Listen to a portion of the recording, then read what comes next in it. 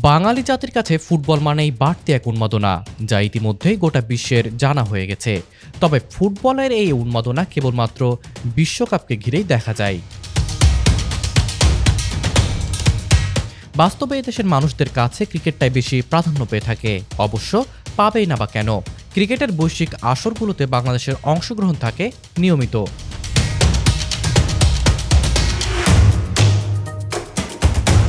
তবে সম্প্রতি সময়ে বিশ্বকাপ ছাড়াও বৃদ্ধি পেয়েছে ফুটবল উন্মাদনা।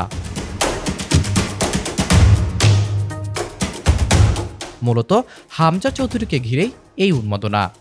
ইংলিশ ক্লাব লেস্টার সিটির এই তারকা খেলোয়াড় বাংলাদেশ জাতীয় দলে যোগ দেওয়ার পর থেকে বেড়েছে ফুটবল আলোচনা। হামজার দেশে আসাকে কেন্দ্র করে ফুটবল প্রেমীদের মাঝে রীতিমতো উৎসব কাজ করতে দেখা যাচ্ছে।